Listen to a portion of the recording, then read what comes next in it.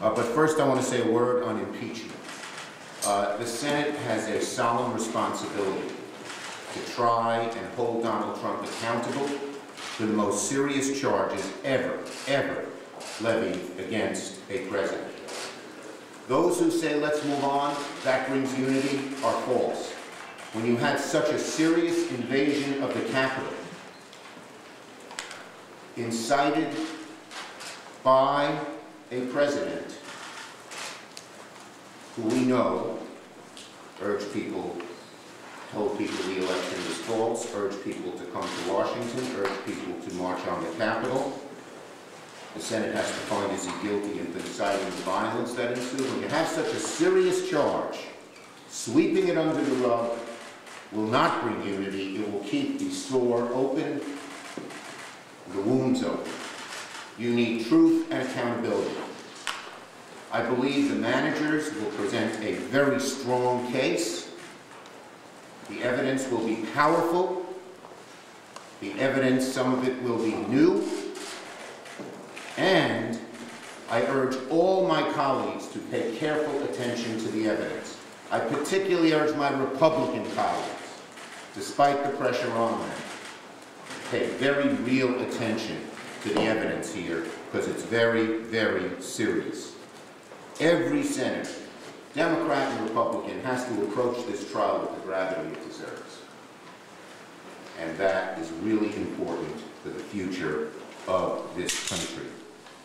A mob of white supremacists and insurrectionists and domestic terrorists falsely believed the election was stolen and tried to overthrow the government.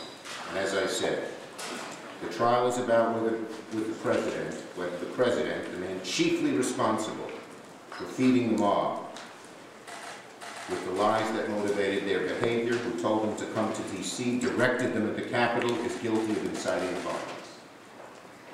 Now, to why we're here. You know, it was said a few weeks ago in all the punditry and everywhere else that the impeachment trial would throw a wrench into President Biden's early agenda. We are here today to say we are not letting that happen. We can do both at once. The defining challenge of our moment, we had to do three things when we gained the majority. One, fill the president's cabinet. We are doing that. Last night, 2 nominees were approved. Late at night, the Deputy Secretary of Defense was approved by voice vote. Second, run a fair impeachment trial. And unlike the previous impeachment, Leader McConnell and I are introducing the resolution together. No one can claim it's not fair. But third, and just as important, is deal with this awful COVID crisis. To the pundits who said we can't do both at once, we say you are wrong. We can and we are. The bottom line is simple. The Senate is moving full steam ahead on a bold plan to get this country out of the crisis, to speed vaccination distribution, provide a lifeline to small businesses, help schools reopen safely, save the job of teachers, firefighters, and other public employees, and so much more. Our country has so suffered. Every one of us knows people that make our hearts ache with what they're going through. I just saw a video of grandchildren saying goodbye to their grandparents.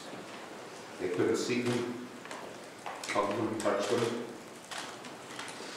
We have to do everything we can to end this crisis. And even though the impeachment trial is an important and august responsibility, we are doing both. And that's what my colleagues here are doing.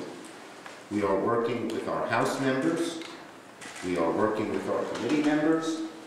We are working, when we can, with our Republican colleagues to produce a big, bold piece of legislation that will help us deal with and get out of this awful, awful crisis. We look forward to working with Republican colleagues to make this COVID package a reality. And you saw there were a number of bipartisan amendments. The first amendment that passed, a very important one to help restaurants, was authored by Senator Sinema and Wicker, one Democrat, one Republican.